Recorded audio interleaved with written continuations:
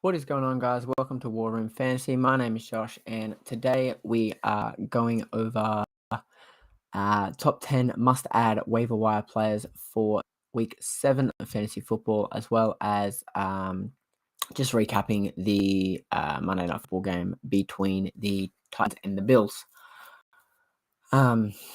So we'll start with that.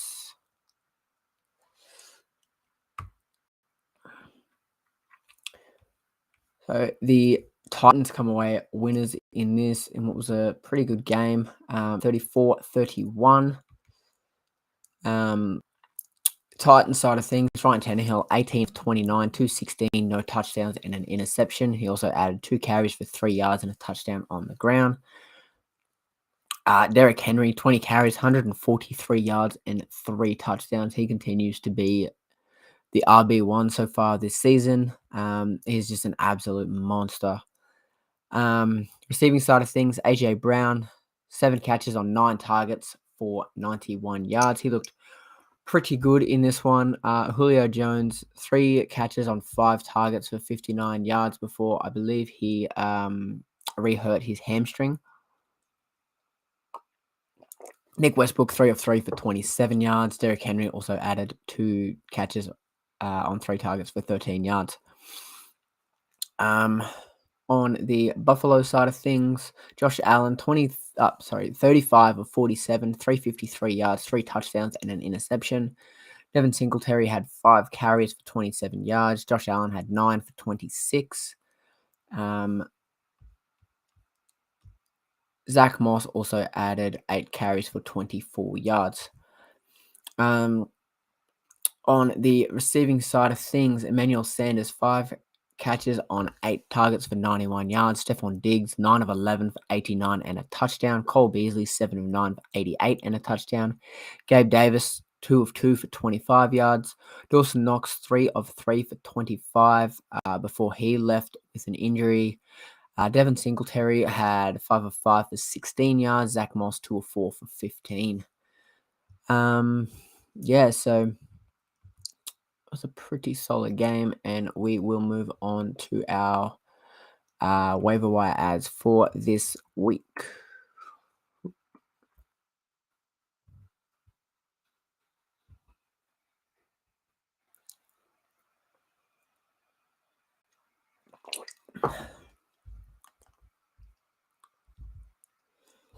So,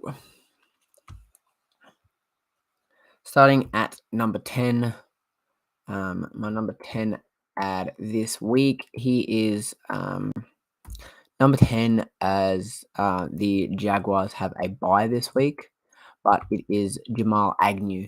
He not the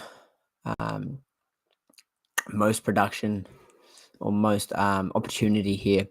Only played 59% of the snaps. He had 5 catches on 6 targets for 78 yards. Pretty explosive kick returner as well, if that is anything. And also in IDP leagues, he's DB eligible, which is pretty handy to have someone out there catching passes and stuff. My number 9 is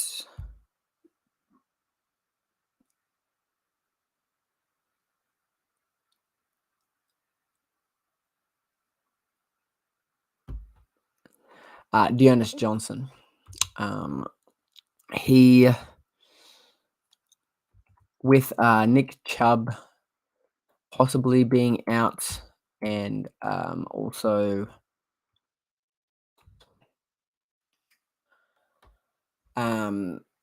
Kareem Hunt being placed on the IR, it could be Dearness Johnson taking a decent role. But that will be remain to be seen. It is a quick turnaround for them, so it'll be interesting to see how Chubb goes. If not, Dearness Johnson is a fantastic ad for the week, or a decent ad for the week. Number 8 is Mark Ingram. He's not the most appealing option this week, but with 6 teams on buys this week, he is someone that's going to give you, a decent amount of carries most weeks. So he had 18 this week for 73 yards. He also had 2 catches on 2 targets for 8 yards. So like I said, it's not the most appealing pick, but if you need someone to cover the bye weeks, stuff like that, he is a solid pickup. Number 7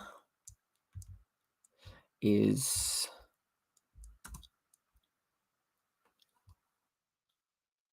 Noelle Cox for the Indianapolis Colts. He continues to produce in the end zone and is giving out a solid floor over the last 3 weeks. Someone that, particularly in 2 tight end leagues, is a solid option. My next pickup. So number 6 is the guy that if Chubb doesn't play, I think Demetric Felton will get more of the workload. He's also wide receiver eligible on Sleeper, which is always a plus to have that extra eligibility. But yeah, I think he will receive a lot of the work out of the backfield. My number 5 pickup this week is Matt Ryan. They have a pretty decent matchup with Miami this week, coming off a bye. So again, if you need a QB with all the buys this week, particularly in Superflex leagues, Matt Ryan is a very solid pickup. He's been producing pretty consistently besides week 1 and seems to be warming up as the season goes on.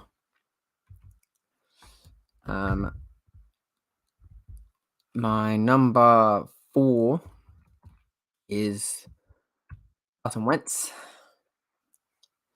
So he has been pretty consistent. Had a struggle against in one game against Tennessee, but he's consistently producing 17 fantasy points every game. So you know what you're getting from him. They have a okay matchup against San Francisco.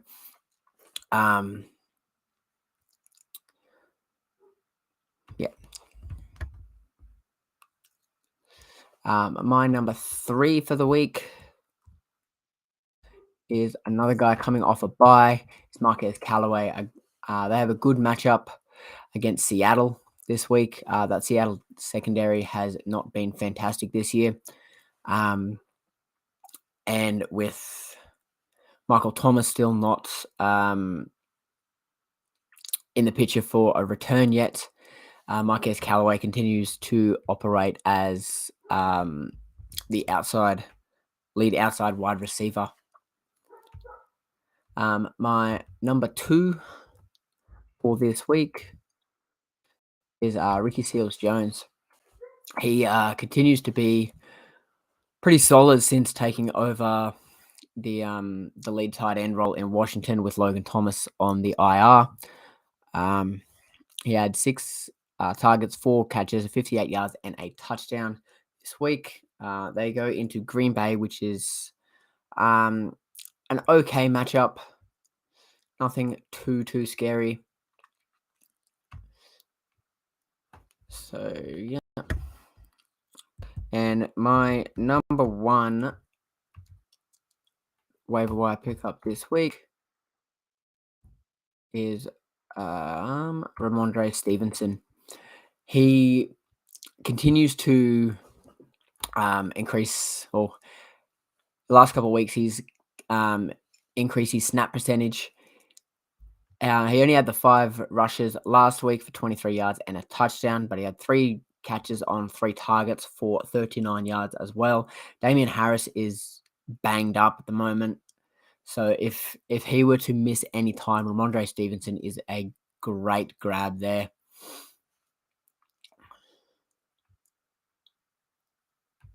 Yeah. So other than that, just a very, very quick one tonight. And I will be back on Thursday night to start setting my lineups for the week and preview the Thursday night football matchup. So thank you for watching. Don't forget to like and subscribe. Also check us out on Facebook at War Room Fantasy, and I will see you in the next one.